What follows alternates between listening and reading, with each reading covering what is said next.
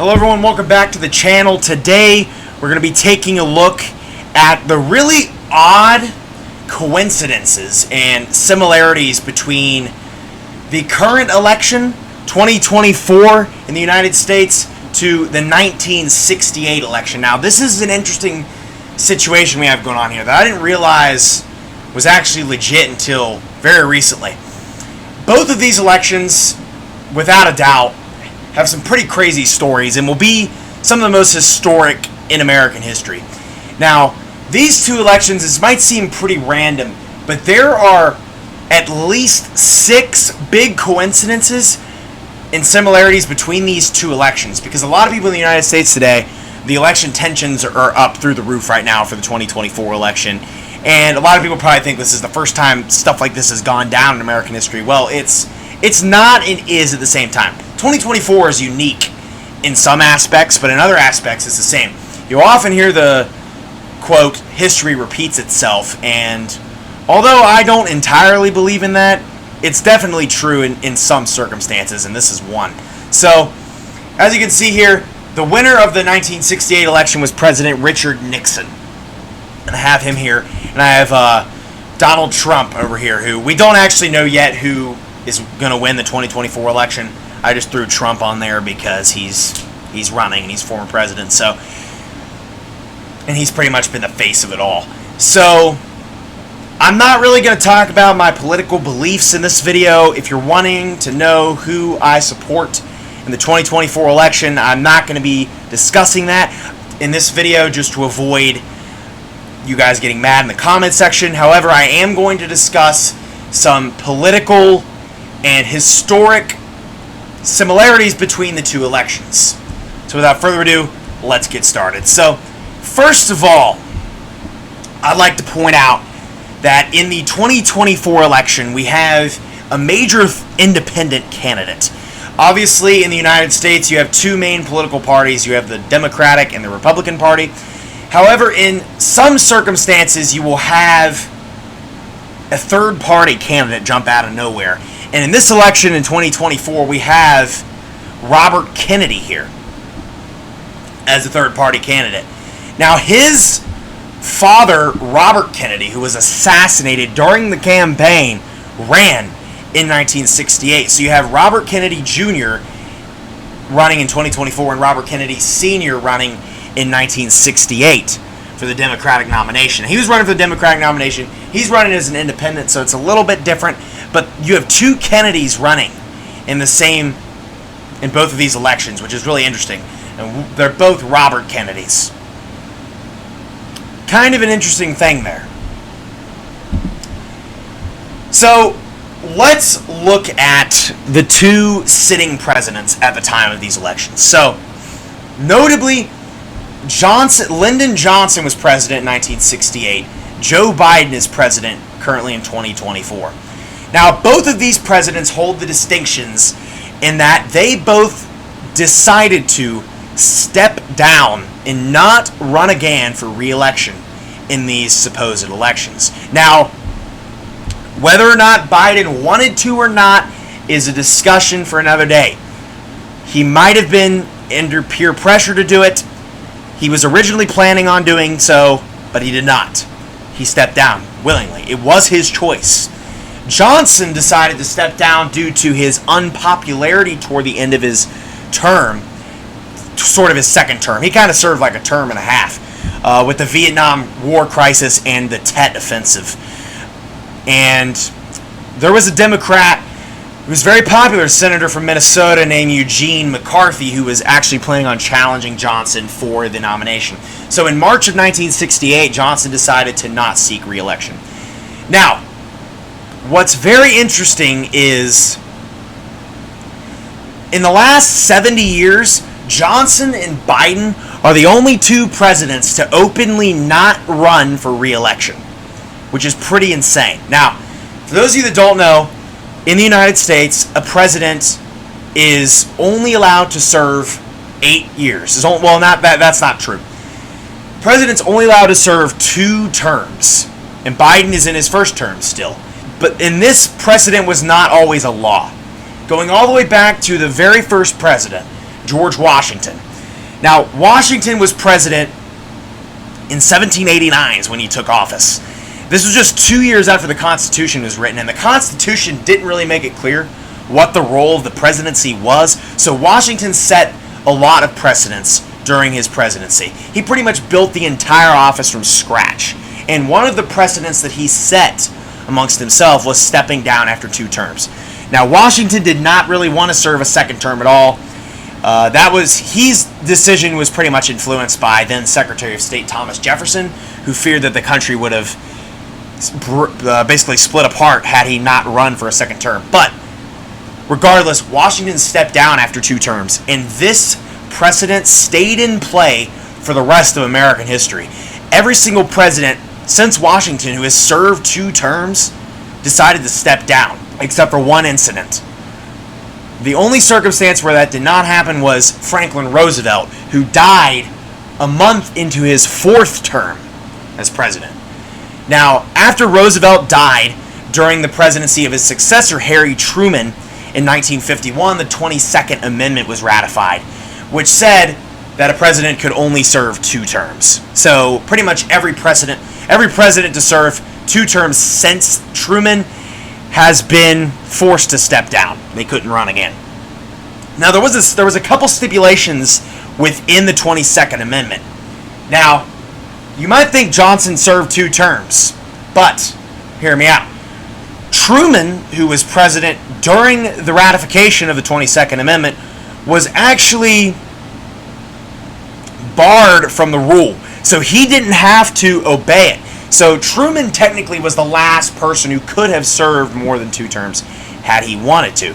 But Truman decided to step down in the election in 1952 and gave his nomination up for Adlai Stevenson against Eisenhower in that election. Eisenhower serves 2 terms, obviously, and so the other stipulation in the 22nd Amendment was the president can only serve 2 terms, but can serve a maximum of 10 years as president. Now, you're probably wondering, 1 term as president's 4 years, 4 times 2 is 8. How could a president serve 10 years? Well, Johnson was in one of the weird scenarios where he could have served 10 years as president. Johnson, at the time of his retirement and when he left office in 1969, he had served 6 years as president.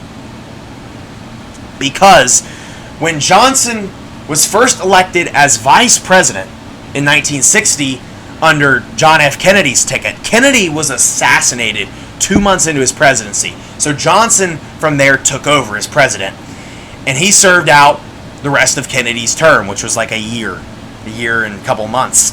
Johnson in 1964 ran in his own right to win the presidency, and he served a full term in his own right. Johnson had served 6 years up to that point. Johnson could have ran again in 1968, putting his term at the end in January of 1973, which would have been 10 years in the presidency.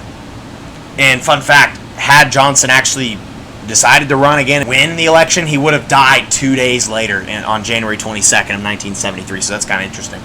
But regardless, Johnson could have run again. He was in one of those weird scenarios, one of the few times that's ever happened in American history, where Johnson could have served 10 years as president, but he decided to step down due to growing tensions with Vietnam and his unpopularity with the American people and the Democratic Party.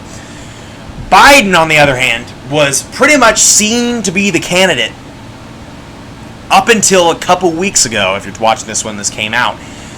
Biden even debated with former President Trump, as we thought that 2024 was just simply going to be a 2020 rematch. Kind of like how Grover Cleveland had his rematch with Benjamin Harrison in 1892.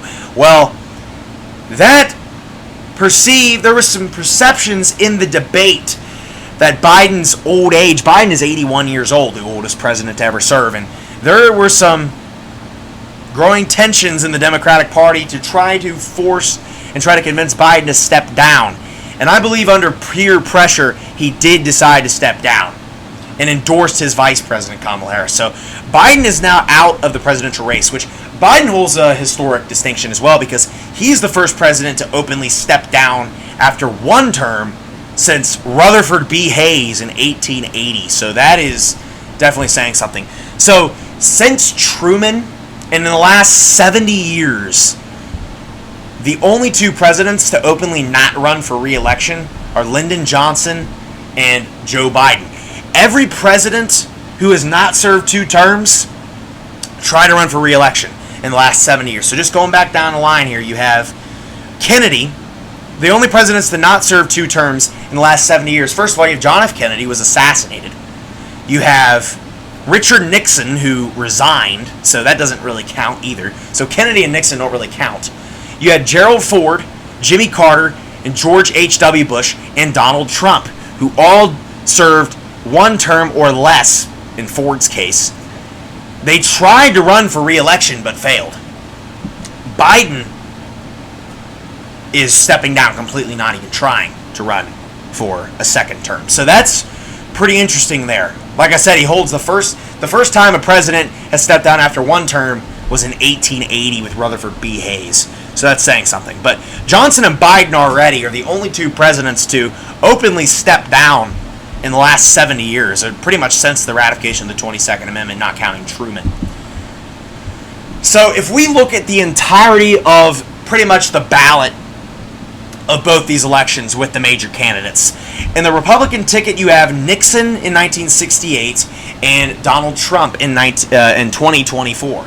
So Nixon and Trump, their 2 similarities are the fact that they've already previously lost election before. Nixon ran against John F. Kennedy in 1960, and at the time Nixon was a Republican candidate and incumbent vice president. Nixon served with Dwight D. Eisenhower as vice president for 8 years and tried to win election as president in 1960, but narrowly lost to Kennedy in one of the closest elections in history. Trump was a former president, serving from 2017 to 2021, and the election of 2020 lost to Joe Biden for re-election. So both of these men lost a previous presidential election and were running as the Republican nomination, and previously served in the executive branch before. The Democratic candidates here are Kamala Harris and Hubert Humphrey, who already hold a bunch of coincidences as well, being as they both were vice presidents. Now, in both of these elections as well, like I previously said, there were 2 major independent candidates. And I'm not just saying pushover independents, because just about in every election you have pushover independents who barely win any votes. I wouldn't even consider Ross Perot. Ross Perot, a lot of people consider him to be a major candidate. Ross Perot didn't win any states. So in 1968, on top of Humphrey and Nixon, you had a guy named George Wallace. George Wallace was the last third-party candidate to actually win states. In fact, he won 5 states in the South. George Wallace won almost as much states as Hubert Humphrey did. They were almost tied, giving Nixon the clear victory in that election that he desperately wanted. So George Wallace ran as an independent candidate. He was previously governor of Alabama, I believe. And he had a substantial platform. And he ran and won 5 states, which he's the last third-party candidate in American history to win states. Now, we don't know the outcome of the 2024 election just yet, but Robert Kennedy here, he's a pretty solid contender, as he's pretty much running as he's not going to be a part of a political party. So he's pretty much an independent. Now, independents, you're not affiliated with a political party. He, being the son of Robert Kennedy, and the huge division between the Republicans and Democrats in this election, and the nation is just completely divided right now, Kennedy seems to be a pretty solid contender for president. Now, if he's actually going to win states or not is beyond my abilities at the moment to decide, but he's getting on the ballot in a lot of states. He's not on the ballot in all the states yet. If he does get on him, I mean, it's August, it's getting pretty late, but he is a major contender. And I'd say, at least since Ross Perot in the 1990s, Kennedy probably is the greatest third-party contender. So, in both these elections, you have pretty much a 3-way race. Now, I don't know if Kennedy's going to be taking as much votes as Wallace did, but it's still an interesting thing to look at. Now, let's look at the two Democratic candidates in both of these elections. Now, this is kind of eerily similar, and it's kind of scary, actually. Now, in 1968, you have Hubert Humphrey as the candidate. In 2024, you have Kamala Harris as the candidate. Now, I also want to make this clear that the Democratic convention has not happened yet. Harris was endorsed by Biden, and pretty much she's already picked her running mate, Tim Walz, governor of Minnesota. So the Democrats have pretty much solidified her as the candidate, but there's a chance she might not get it, but she's almost certainly will. And so Kamala Harris is currently sitting vice president, and so the sitting vice president becoming the candidate. Same thing happens here. Hubert Humphrey is the sitting vice president under Johnson's administration. He's Lyndon Johnson's vice president. Now, Johnson didn't necessarily endorse Humphrey, although he did kind of support him. Johnson pretty much stayed neutral in the election in 1968, wasn't very public about his opinions on it. But both of these candidates, it's interesting because both of them kind of become the nominee. And months prior, going into their respective election years, no one saw these guys as the candidates. Because Kamala Harris, obviously Biden, until he dropped out a couple weeks ago, was seen to be the nominee. No one expected Harris to be the nominee. And in 1968, when Johnson did decide to step down, although he didn't step down as late as Biden did, Humphrey was losing in the primaries. There was pretty much a three-way contest in the Democratic Party for the nomination. You had, like I said, Minnesota Senator McCarthy, whatever his first name was. I don't remember what his first name was. Eugene McCarthy, that was him. Eugene McCarthy and Robert Kennedy Sr., who is the brother of former President Kennedy, and then Humphrey.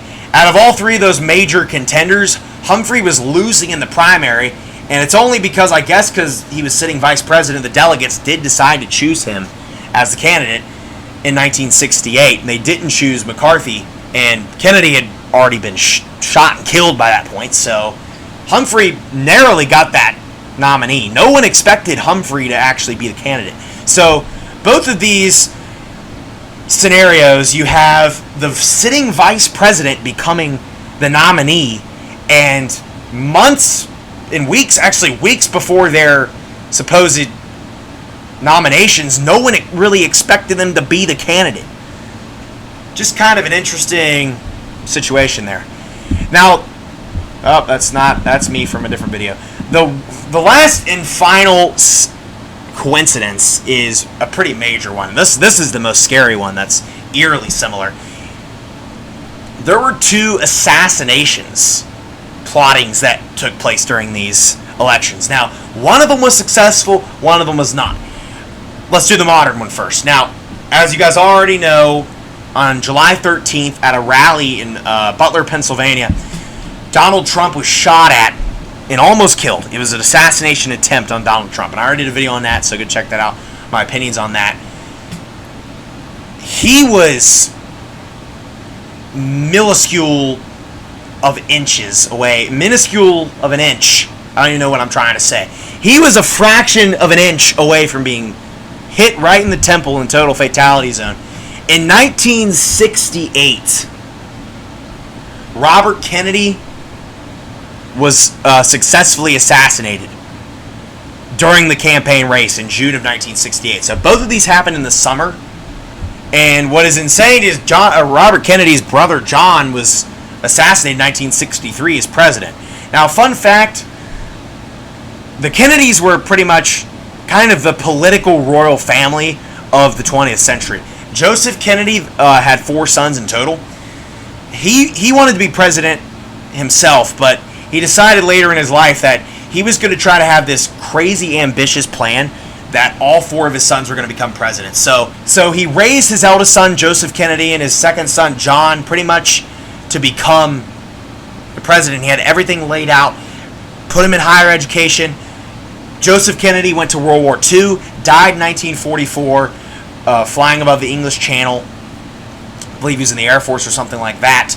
And he already had, by the time he was going to come back from the war, he already had laid out what district in Massachusetts. He was going to run for the House and work his way up the political ladder to get to president. But he died. So John becomes president, gets assassinated, and then Robert has a really good shot at winning the Democratic nominee in 1968. He gets assassinated. And then the last son, Ted Kennedy, kind of fizzles out because he just kind of wanted to stay in the Senate. Although there was a push in both the elections of 1976, 1980, and 1984 to get Ted Kennedy as the nominee. Not so much 1980, but 1976 and 84, which he didn't really want as part of the reason he didn't get it. Had he wanted and actually fought for it, maybe. But he was one of the biggest political rivals to Jimmy Carter, who got the Democratic nominee in 1976. Him and Ted Kennedy were the big two pushes for that. And even against Walter Mondale in 1984, Ted Kennedy did have a following, but he just didn't really care as much, especially because his probability of being assassinated was pretty high. So, yeah, so you had assassination attempts in both of these elections as well. And one last coincidence for in this video, both of the elections are taking place on the date November 5th.